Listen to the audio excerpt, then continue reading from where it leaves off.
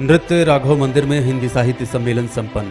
खबर रीवा जिले से है, जहां घोघर नृत्य राघव मंदिर हिंदी साहित्य सम्मेलन का आयोजन किया गया। सम्मेलन के मुख्य अतिथि के रूप में डॉक्टर दिनेश कुशवाहा मौजूद रहे। वहीं कार्यक्रम में मीसाबंदी सुभाष श्रीवास्तव, शायर रफीक रिवानी, मऊगंज के पूर्व विधायक सुखेंद्र सिंह बन्ना सहित काफी संख्या में लोग मौजूद रहे। आइए दिखाते हैं कार्यक्रम की कुछ झलकियां और सुनाते हैं वक्ताओं ने क्या कहा। पूरे हिंदी साहित्य में एक अलग तरह का साहित्य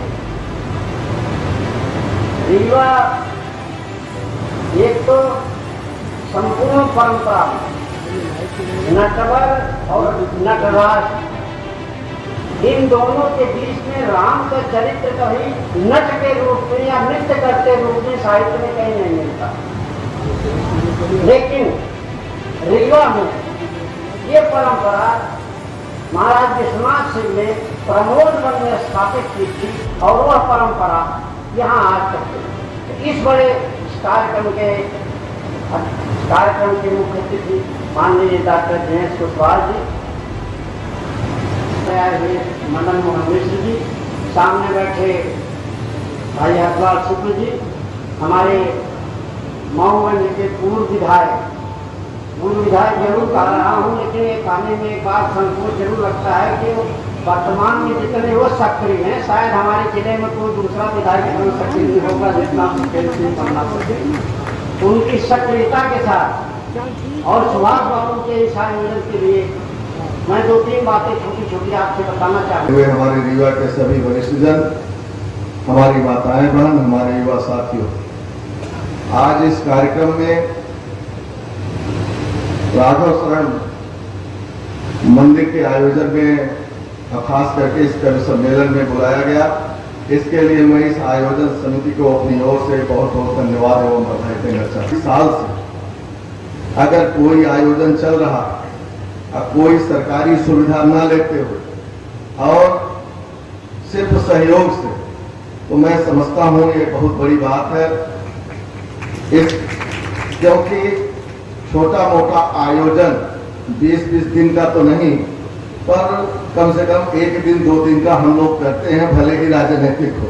तो जब कोई आयोजन होता है तो रात भर नींद नहीं आती और सुबह हवा हूँ ऐसे 20-20 दिन का आयोजन करना इतने सालों से, इतने वर्षों से, स्वाभाविक है कि इतनी रातें आप लोग न सोए होंगे। इस पीड़ा को मैं बखूबी जानता हूँ, इसलिए मैं आयोजन समिति को एक बार पुनः बधाई देता हूँ, धन्यवाद देता हूँ। सभी विद्वानगण बैठे हैं और उनकी बातों को आप सब सुनना है।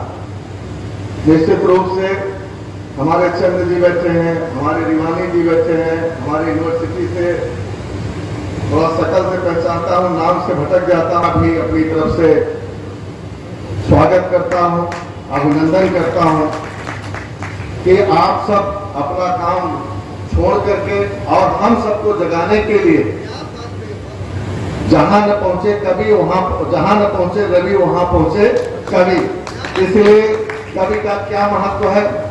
जो काम मीडिया नहीं करती, जो काम राजनेता नहीं करते, जो काम पुलिस नहीं करती, वो काम हमारे कवि करते हैं।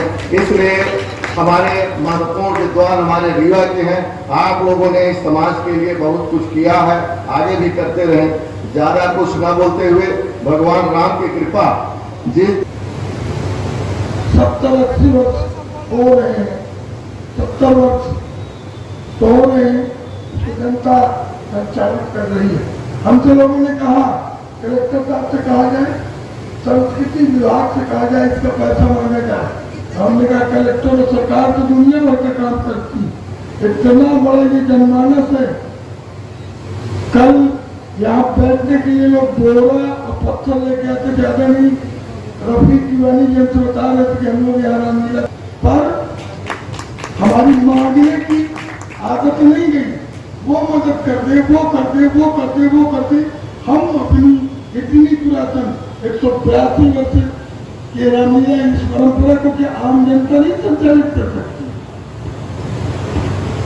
हम कहाँ सरकार के ऊपर निर्भर रहेंगे, कहाँ दूसरों के ऊपर निर्भर रहेंगे?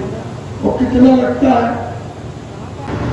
और मुंशी प्रेमचंद जी ने कितने उपन्यास, कितनी कहानियां लिखी। गबन और गोदान से लेके कफन से लेके और न जाने कितने।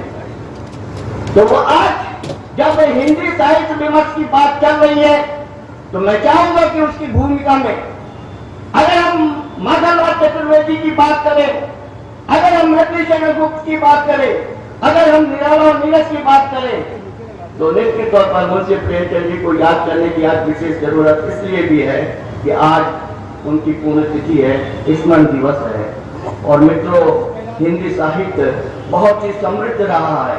इसमें एक से एक रचनाकार, एक से एक कवि, और जैसा कि कहा गया हिंदी साहित्य के संदर्भ में ये साहित्य समाज का दर्पण है।